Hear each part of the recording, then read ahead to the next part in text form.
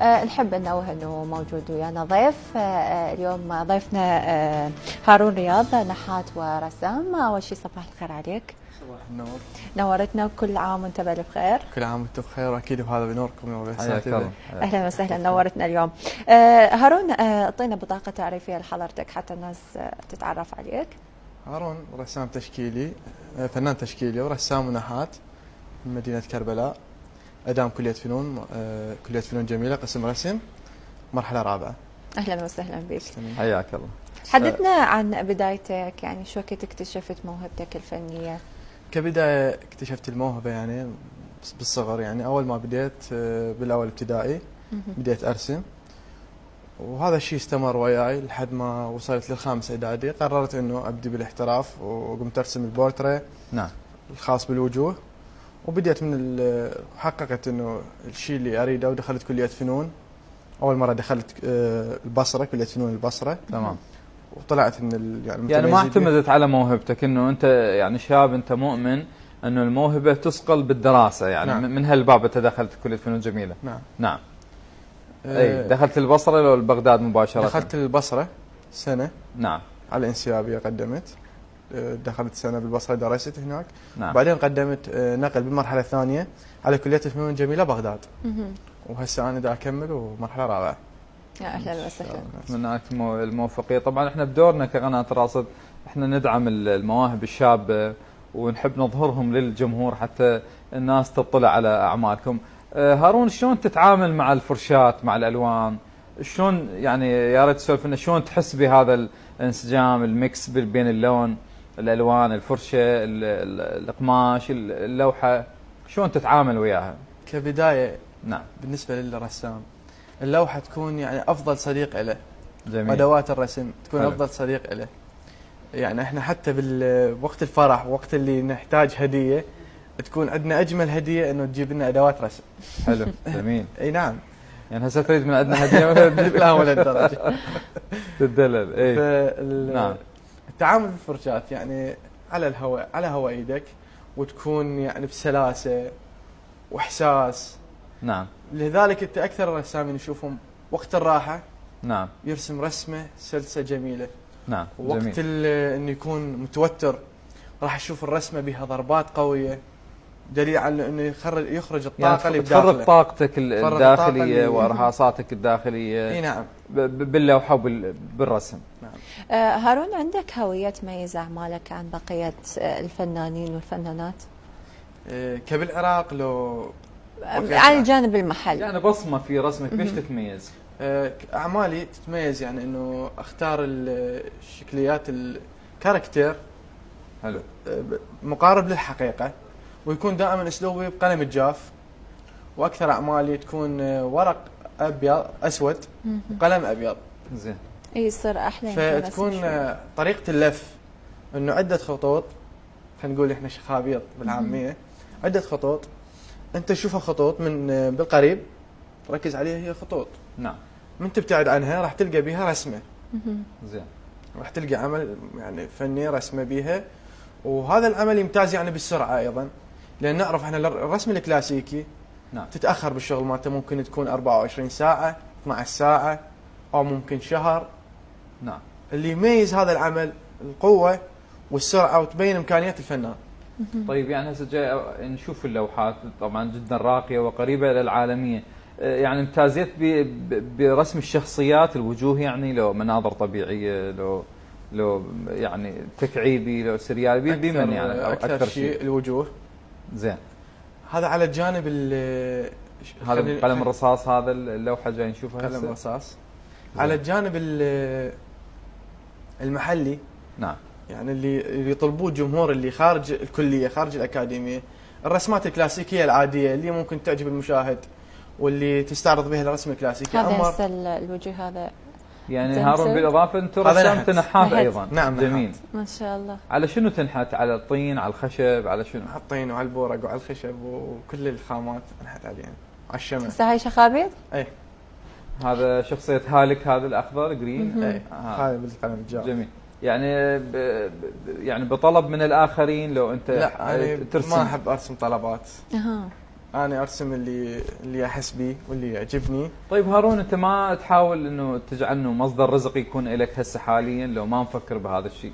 حاليا بدراستك حاليا دراسه. نعم. وسيفة جاي جهز لنفسك يعني؟ وسيله يعني كدراسه حاليا. نعم. اما كمصدر رزق يعني ممكن بالمستقبل يكون هذا الشيء، بس حاليا كمصدر رزق انا معتمد على النحت، لان طيب. تكون الشغلات الماديه اكثر من الرسم. طلبات الشغل بي يعني ممكن تدخل مجال الديكور، تدخل مجال المباني والهندسه وشغلات التصميم. اما الرسم يعني ممكن انه لوحه، فماكو طلب عليها بالسوق حاليا.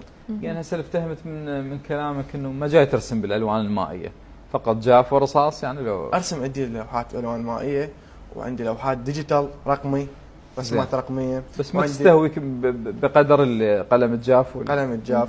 وعندي بالكليه اميل لمدرسه معينه، المدرسه الدادائيه. جميل. حدثنا عنها شوي، احنا ما نعرف بهاي المدرسه الدادائيه. هي العبثيه اصور اللي بعد الحرب العالميه الثانيه ظهرت. نعم. الدادائيه والسرياليه واللاعدريه. اهم شيء هي الدادائيه اللي هي عباره عن طفوله. نعم. ترمز للطفوله. دادا هي عندنا بالعربيه اللي الطفل. اول شيء يقول الطفل. زين. وبالفرنسيه الحصان الخشبي، يعني شكو شيء خارج عن القوانين، يرفض القوانين، يرفض المعايير البرجوازيه الخاصه. تمام. هذا هو الدادائيه. الدادائيه ظهرت ضد الحروب. تمام. وانا بالكليه عندنا درس اسمه التطبيقات الحره. نعم. فدائما اشتغل للمدرسه الدادائيه. بس هو عبثيه ترى الدادائيه هي عبثيه. مثلا هسه انا اخير عمل الي. نعم. جبت خوذه ما جندي. يعني طبعا الخوذه انا نحتتها. طيب. وكاسات فوقاها وهذين الكاسات يصبن، بس ما يصبن يعني نبيذ او كاسات ما نبيذ. نعم. تصب دولارات بالخوذه العسكريه نفسها. نعم. داير ما داير الخوذه، مسوي سحفه اللي هي ترمز للعراق، ترمز للعروبه. نعم. زين ليش توقع دولارات يعني؟ ربطت الحرب. نعم. بالعراق على المستوى العربي وبالاموال. نعم. انه الاموال هي اللي اكو جو البيريه تمثال لعبه محترقه. نعم. كونت السعفه. جميل. كونت السعفه على شكل مخلوق الجوفاء. هذا مخلوق اسطوري قديم، يعني معروف بالقبائل جبال البلطيق، ما بلطيق. معروف هذا هذا المخلوق انه الجوفاء اللي يكون خالي من الاحاسيس ومجرد من الاحاسيس. نعم. فربطت هذا الموضوع كله، والحمد لله جاب درجه حصل مميز يعني. بالعكس حلو انه الحرب هي ضخ الاموال، هي الحرب بالتالي تقتل الطفوله تكون مجرد من الاحاسيس، وربطتها بنفس الوقت حددت مكان اللي هو بلدي العراق. حلو جميل. حددتها بالسعفه. طيب هارون، يعني منو الداعم الاول؟ من اللي ساعدك ودعمك حتى تكتمل موهبتك؟ طبعا يعني شيء اكيد اهلي، والدي ووالدتي، يعني هم اللي دعموني ماديا ومعنويا، وساهموا هسه بدراستي وانا ببغداد يعني وغير محافظه، ومصاريف وتشجيع. اكثر شيء تشجيع لهم. يعني هذا تدرس ببغداد لو غير محافظه؟ هسه هنا ادرس ببغداد. انت اصلا من محافظه كربلاء؟ انا من محافظه كربلاء وادرس ببغداد. شلون انتقالك من كربلاء لبغداد؟ اكو بيه صعوبه لو انه ماشيه الامور؟ يعني لا ماشيه الامور، لان المسافه قريبه يعني. يعني مو اقسام وشيء؟ لا انا مو اقسام، انا مأجر يعني شقه. ومرات انا طبيعتي متنقل، ما اقدر اثبت بسكن لان شغلي نحت. فدائما مرات اكون محافظه الناصريه، مرات اكون بغداد، مرات اكون بكربلاء. فهذا سكني مو ثابت. احنا هارون جاي نشوف عملك يعني، حتى هذا انت تلحم له منه؟ اي نعم. ما شاء الله متعدد المواهب. يعني انت شنو تسوي هنا؟ وضح لنا هذا انت جاي تشتغل بالضبط حاليا يعني. هاي تماثيل خيول، هسه راح يطلع لكم النتيجه. يعني تسوي الفريمه مالت الحديد مالتها وكذا وتدخلهم بالنص لو شلون يعني؟ اي نعم، اول مره حديد. يعني اللوحه كلها انت تتكفل بها؟ لحيم وخشب وحديد ولحيم كلها تتكفل بها.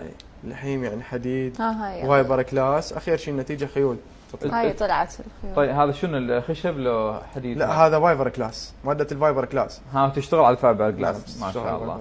هذا وين وديت؟ طبعا هاي عملاق، مدينه العاب نواره الاملاك اللي بكربلاء. جميل. يعني هذا العمل كمل يعني تقريبا ما صار له حوالي اسبوع من كمل. يعني شيء بطلب جداً منهم، يعني بطلب كلفوك منهم. وانت اشتغلت بطلب لهم منهم. الفايبر جلاس. نعم. شو تشوف انه الفنان اذا اشتغل كل العمل بايده يكون افضل؟ يعني انه اللحيم، القاعده، يعني تشوفه افضل طبعا لو هو مساعدين وياك يعني حتى يختصرون لك الوقت افضل؟ طبعا هو افضل انه يشتغل بيده، بس احنا الوقت اي يحكمك. الوقت يداهمك. فانا يعني عندي اخويا موسى، طبعا نعم. تحياتنا له. تحياتنا. اخويا موسى وياي يعني داعم يساعدك دائما. يساعدني ويطلع طيب. وياي بالشغل يعني، واعلم عن النحت واعلم عن هارون، الخامات. بمن تاثرت اكثر شيء؟ بمن يعني نحات عالمي، رسام عالمي؟ اكثر شيء اتاثر بمايكل انجلو، لان جميل. بنفس الوقت هو رسام ونحات. حلو. يعني انا هم قسمي رسم بس ما للنحت، هو رسام ونحات. عنده ضروري يعني الرسام يكون نحات او نحات يكون رسام؟ طبعا هو لازم النحات يكون رسام. لا انا لين- اشوفها موهبه اضافيه، يعني ورسام هبه يبقى يعني متميز برسمه، والنحات يبقى نحات. لكن اشوف انه موهبه مزدوجه جميله جدا تكون هو رسام هو نحات، وهي حاله طبعا قليله جدا. شلون يعني. يكون نحات وما أستاذ، يعرف يرسم؟ احنا عندنا بالكليه هسه بالدراسه نعم. يكون قسم الرسم اعلى من كل الاقسام، صحيح. اعلى حتى من النحت. تمام. لان الرسام دائما يكون مخطط، المخطط دائما يكون نحات، تمام. لان راح يتعامل صح، مع لوحه. مع لوحه. النحت عباره عن لوحه راح يتعامل وياها. الرسم راح يكون اصعب، لان الرسم على سطح مستوي راح تطلع عده ابعاد، نعم. بينما النحت راح يكون اسهل، هو بعد مجسم، انت تجي مجرد انه تجي تنحت، فراح يكون اسهل اسهل من الرسم نفسه. طيب. اما سالتني عن النحات اللي متاثر به والرسام، مايكل انجلو هو نفسه نحات ورسام. نعم. عنده لوحه خلق ادم اللي موجوده الكنيسة. كنيسه سيستين، اللي رسمها على السقف. رسمها على السقف. تمام. لوحه خلق ادم هي لوحه متكامله من كل الجهات، كتشريح وكشغل وكالوان. تمام. وبنفس الوقت هو نحت تمثال داود، نعم. فكان متكامل يعني كرسام بالبدايه وبعدين كنحت. يا احنا كفنانين عراقيين قليل نشوف انه الرسام هو نحات، او ربما نشوفه يعني رسام نحات، لكن نشوفه مبدع بالرسم، هو مو بالضروره يكون مبدع بالنحت، يعني فحاله نادره وقليله جدا. اريد تسولف لي شنو الماده اللي تستهويك بالنحت، اللي تحبها اكثر؟ مثلا تريد تنحت على الطين ترتاح به اكثر، لو على الخشب وعلى الفايبر جلاس؟ طبعا هو اساسا كلهن هو الطين، وبعدين تاخذ له نسخه، يعني تاخذ له قالب. سولف لنا وتطلع على عليه الطين، عدة جماعه الناس تسمع الطين ما يدرون انه الطين تروحون لنهر دجله، الدهله مالته تاخذون طين حر نقي، ربما يعني اللي يسمع انه اي طين عباله. لا مو طين عادي، اي طين معالج. نعم. يكون بدون املاح ويكون ما يتصلب بسرعه. تمام. سمعين هبل وما لا اسمعي. ويعجن بطريقه خاصه، زين، ويشرع الشمس ويرجع مره ثانيه يعجن، وننشف على الخشب او على خامه قماش، فيكون طري يعني ما يلتصق بالايد. مثل العجين، مثل ما العجين. يلتصق نعم. بالايد اثناء النحت. تمام. واكو طين نوعيتين من الطين، الطين الاحمر اللي هذا احنا نفضله النحاتين هنا بالعراق، اما بقيه الدول طبعا اكو تطور، اكو مصانع خاصه تجهز لهم طين. نعم. هذا الطين العادي، اما اكو طين اصطناعي هذا اللي نشتغل به. زين، شو تشوف الطين مو شويه انا صار موديل قديم هسه الان المواد الاخرى؟ هو طين اصطناعي المواد هسه حتى بهذا الوقت الحالي. اي المواد البقيه طين اصطناعي نشتغل به. طيب، يعني شنو هي المواد اللي يعني تستخدمها اكثر شيء؟ قلت الطين. اريد الطين نعرف. هو الطين كبدايه كاساس. نعم. بعدين اكو نسخه السيليكون، يعني تغلفها وهيك. تسوي له قالب وتطلع عليه عده نسخ. ممكن تكون النسخه فايبر كلاس، نعم، ممكن تكون النسخه بس الاساس جبس. طين لازم. اساس طين. نعم. ممكن النسخه تكون جبس، ممكن تكون برونز، ممكن تكون فضه، حسب الخامات اللي انت تريدها، اللي طيب. انت تهواها. يعني اريد اعرف منين تستوحي افكارك واعمالك؟ يعني من وحي الخيال مثلا تبوع فد منظر عجبك تريد تطبقه، شلون يعني؟ انا من الروايات، يعني احب الالياذه والاوديسيه هوميريوس، تمام. فمتاثر بطرواده والقصص ونفس الوقت هوميروس. ألف ليلة وليلة وكليلة نعم. ودمنة، يعني هذني القصص تعطيك اسطوريه، يعني تحب أسطورية الاسطوره. جميلة. تعطيك جماليه بالشغل، تعطيك افكار، تعطيك اساطير ممكن انت تحولها. نعم. بنفس الوقت الحضاره العراقيه السومريه البابليه الاكاديه الاشوريه احنا نستخدم يعني افكار نورد منها، لان احنا مجتمع لازم نبرز حضارتنا اكيد ونعيد تكوينها مره ثانيه. شلون ايطاليا عصر النهضه هذا ابراز الحضاره الاغريقيه اللي كانت اندثرت. تمام. اجت الديانات، يعني خلينا نقول المسيحيه اندثرت بيها. نعم. بعدين بنفس الوقت هي الديانه المسيحيه نفسها حكم الكنيسه والكنيسه اكيد نفسها رجعتها، تمام، لان شافوا ان الفن اندثر. وده نشوف هسه الفن بتطور، يعني نشوف يعني اثار عراقيه نشوفها باعمالك. يعني هسه احنا ما لاحظنا شيء مثل الثور اعمالي المجنة. بمجال الكليه انا هسه حاليا يعني اكو اثار عراقيه موجوده عندي بالرسومات، بس الطلبات تحكمك استاذ. عندي انا اثار موجوده يعني بمطاعم وكوفيات، مشتغل اثار خيول، قلقامش مشتغل بيه قلقامش، مشتغل مسله حمورابي. جميل. طيب هارون، اريد اعرف مثلا اللي يدخل كليه الفنون الجميله اذا هو شو ما يعرف راح يطلع فنان؟ ممكن يطلع فنان، لان الرسم ممكن ان يدرس او يعلم. يعني مو موهبه الاساس، المفروض موهبه تكون؟ طبعا الاساس موهبه. طيب. راح يسرع من العمل وتطلع انه انت يعني مميز عن البقيه، بس اللي يدخل يتعلم ممكن يصير بنسبه 70%. يعني نسبه 70% 80% ممكن يصير شنو اسهل لان احنا شيء يعني يقدر يتعلم الطالب بالتقنيات بسرعة. الحديثه هسه للتدريس صار الرسم عباره عن خطوط هندسيه. طيب. نتعامل ويا الشكل. يعني هسه استاذ انا اشوفه مو شكل عادي، اشوفه هسه كتل قدامي، مثلثات مربعات. حلو جميل. مثلثات مربعات، يعني مو شكل عادي. هسه دا اشوف العضلات اللي ورا شكله، لان احنا ندرس العضلات. ما شاء الله. تشريح. نعم. تشريح. حلو. لان حتى تكون رسام يعني اكاديمي لازم تدرس العضله والحركه، حركه العضله من ترسمها. جميل. فندرس هذا الشيء بالدراسه المتواصله. قمنا نشوف هذا طيب هارون، اكو ناس تقول انه اليوم الاعمال الفنيه، لوحه الرسم، يعني اللي يقول اسعارها غاليه. يعني انت شو تشوف انه غاليه؟ اللي هو هذا الفن، هو قيمه وهذا الفن هذا. استحقاقه وهذا اكيد قيمته. يعني إذا نزل يتعب ويرسم وليالي، وهاي احنا نجي نشوفها لوحه يعني بسرعه هيك قدامنا، بس هو احنا هذين ندري اللوحات والقد تعب بيها. ليالي وساعات. من هو اللوحات الصيني؟ اللوحه ب 5000. طبعا اكيد. بس اللي طباعة. راسمها بها احساسك وبها الوانك وبها روحيتك اكيد. بس يعني البعض يقول انه هي سعرها غالي، لكن هي بالنتيجه هو تعبك مثل ما قالت هبه. وهسه ما اعرف الزميل المعد عندنا وقت نسولف بعد لو لا؟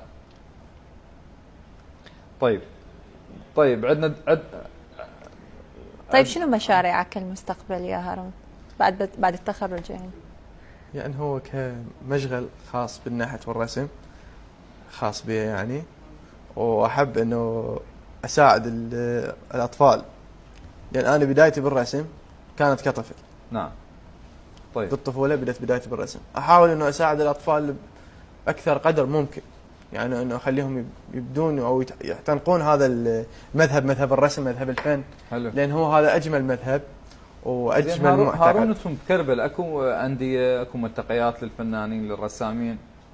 عندنا، بس الظروف الاجتماعيه ما تساعد على هذا الشيء.